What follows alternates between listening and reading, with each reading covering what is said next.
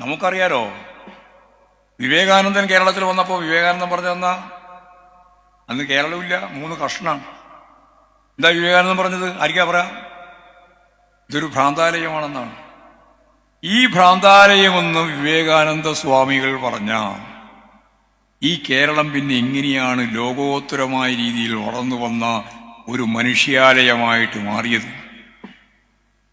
അത് നമ്മൾ ഗൗരവം ആലോചിക്കണ്ടേ? എന്താ ഈ ചരിത്രവും ഒന്നും കാര്യം മനസ്സിലാക്കാതെ കൊണ്ടാണ് നമ്മളെ പറ്റിക്കുന്നത്. ഈ ലീഗും ജമാഅത്തെ ഇസ്ലാമും എല്ലാം, BJPയും RSSും എല്ലാം ഓരോരോ കഥ പറഞ്ഞ് നമ്മളെ പറ്റിക്കുകയാണ്. ആ പറ്റിക്കുന്നതിനോട് കൃത്യമായിട്ട് പ്രതികരിക്കണമെങ്കിൽ ഈ ചരിത്രത്തെ നമുക്ക് നല്ലപോലെ മനസ്സിലാവണം. നിങ്ങൾക്കറിയാം, ഈ കാലം ഇങ്ങനെയുള്ള ഒരു സന്ദർഭത്തിൽ ഉയർന്നു വന്ന നായകന്മാരെ നവോത്ഥാന നായകന്മാരെന്നാ പറയാം. അതിലേറ്റവും പ്രധാനപ്പെട്ട ഒരാളെ പേര് പറ. ശ്രീനാരായണ ഗുരു, വേറൊരാള് ചട്ടമ്പി സ്വാമികൾ, പിന്നെ വൈകുണ്ഠ സ്വാമികൾ, ഒരുപാട് പേരുണ്ട്. നമ്മുടെ മലബാറിലേക്ക് വരുമ്പോൾ വാഗ്ഭടാനന്ദൻ, ഇങ്ങനെയുള്ള നിരവധി ആളുകൾ ചേർന്ന് ഒരാശയ പ്രപഞ്ചം തന്നെ സൃഷ്ടിച്ചു. ഈ ഫ്യൂഡൽ ജീർണതക്ക് ബദലായി അവിടെയാണ് ഒരു ജാതി, ഒരു മതം, ഒരു ദൈവം എന്ന് പറഞ്ഞത്. ഒരു ജാതിയാണെങ്കിൽ പിന്നെന്തില്ല? ഒറ്റ ജാതിയാണ് മനുഷ്യൻ, പിന്നെന്തില്ല? വ്യത്യസ്ത ജാതി ഉണ്ടാ? ഇല്ല. ഒരു മതമാണ് എങ്കിൽ പിന്നെന്തില്ല? വ്യത്യസ്ത മതത്തെ പറ്റി പറയേണ്ട കാര്യമില്ല. എല്ലാ മതത്തിന്റെയും ആത്മസത്ത ഒന്നാണ് എന്നാണ് ശ്രീനാരായണ ഗുരുവിന്റെ ലോകമത സമ്മേളനത്തിൽ അദ്ദേഹം തന്നെ മുമ്പോട്ടേക്ക് വെച്ച നിർദ്ദേശം. എല്ലാ മതത്തിന്റെയും സത്ത ഒന്നാണെന്ന്.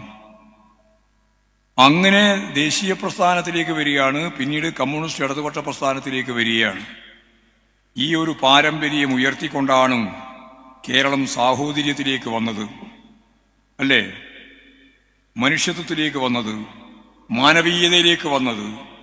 അങ്ങനെ ലോകത്തിന്റെ മുമ്പിലെ ഏറ്റവും പ്രമുഖമായ ഒരു ജനപദം അത് ഈ കേരളത്തിലെ എല്ലാവരും ചേരുന്ന മതനിരപേക്ഷ ഉള്ളടക്കമുള്ള, ഒരു ജാതിയും ഒരു മതവും നോക്കാതെ എല്ലാവരും കൂട്ടായിട്ട് സങ്കരമായിട്ട് ജീവിച്ചു പോയ ഒരു ഇപ്പോഴടുത്ത കാലത്തെ, അതിന് ആസന്ന ഭൂതകാലം എന്ന് പറയാം.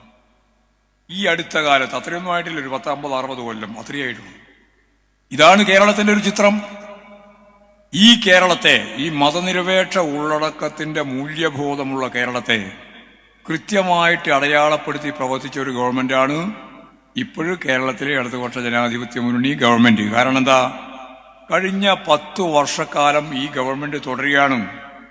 ഒരു വർഗീയ കലാപവും ഒരു വർഗീയ സംഘർഷവും നടത്താൻ കേരളത്തിലെ ഒരു വർഗീയ ശക്തിക്കുമായിട്ടില്ല എന്ന ഗ്യാരണ്ടി ഈ ഇടതുപക്ഷത്തിന്റെ ഭരണ സംവിധാനത്തിന്റെ ഏറ്റവും പ്രശസ്തമായ മതനിരപേക്ഷ ഉള്ളടക്കമാണ്. ഇനി ഗവൺമെന്റിനെ പറ്റി അങ്ങനെ പറഞ്ഞാൽ നമ്മുടെ ജനങ്ങളുടെ മനസ്സും അത് തന്നെയാണ്. ഏതെങ്കിലും ഒരു വർഗീയതയോടൊപ്പം പോകാൻ കൂട്ടാക്കുന്നവരല്ല കേരളത്തിലെ ജനങ്ങൾ. അപ്പോൾ കേരളത്തിലെ ജനങ്ങൾ ആഗ്രഹിക്കുന്ന മതനിരപേക്ഷ ഉള്ളടക്കത്തെ ആ മനസ്സ് ഗവൺമെന്റും കൂടി ഒരേപോലെ മുന്നോട്ടേക്ക് വന്നപ്പോൾ ഒരു കലാപവും ഇല്ല, വർഗീയ സംഘർഷവും ഇല്ല, ഏറ്റുമുട്ടലും ഇല്ല, നിൽക്കുകയാണ്.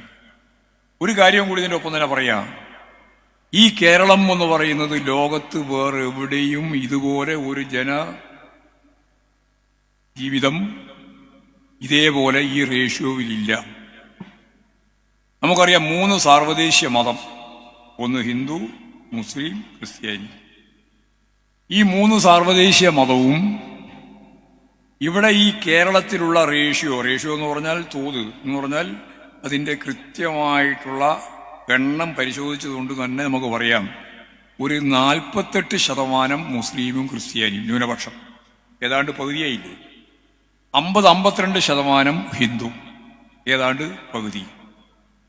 ഇങ്ങനെ പകുതിയോളം വരുന്ന ന്യൂനപക്ഷവും ഏതാണ്ട് പകുതിക്ക് കുറച്ചു മേലെയുള്ള ഭൂരിപക്ഷവും ഒപ്പം സാഹോദര്യത്തോടെ, മതസൗഹാർദ്ദത്തോടെ, മതനിരപേക്ഷ ഉള്ളടക്കത്തോടെ ഈ മാനവിക സംസ്കാരത്തിന്റെ ഭാഗമായിട്ട് ജീവിക്കുന്ന ഒരു നാട് കേരളത്തെ പോലെ ഈ ഭൂമുഖത്ത് എവിടെയുമില്ല എന്ന കൃത്യതയുള്ള ധാരണയുണ്ടെങ്കിലേ കേരളത്തിന്റെ കാര്യം നമുക്ക് ഉൾക്കൊള്ളാൻ സാധിക്കൂ. ഇതൊരു ചെറിയ പ്രശ്നമല്ല. ഇവിടെ വളരെ ആവേശത്തോടു കൂടിയാണ് ജനങ്ങൾ ജീവിച്ചു പോയത്. പക്ഷേ നിങ്ങൾ ഗൗരവപൂർവം കാണണം, ഇപ്പോഴും കുറച്ചായിട്ട് നമ്മുടെ തെളിനീരൊഴുകുന്ന 44 നദികളുള്ള ഒരു സംസ്ഥാനമാണ് കേരളം. 44 നദി അല്ലേ? നല്ല തെളിനീരാണ്. അതിൽ വിഷം കലക്കാൻ തുടങ്ങിയിരിക്കുന്നു. കാടകൂട വിഷം അല്ലേ? അങ്ങനെ കാടകൂട വിഷം, ഭയങ്കരം വിഷം. ആ വിഷം കലക്കാൻ നേതൃത്വം കൊടുക്കുന്നത് ആരാ? BJP ആണ്, RSS ആണ്, സംഘപരിവാർ വിഭാഗങ്ങളാണ് പല പേരിൽ. അതിൻ്റെ ഒപ്പം ചേർന്നിട്ട് സഹായിക്കുന്നത് ആരാ?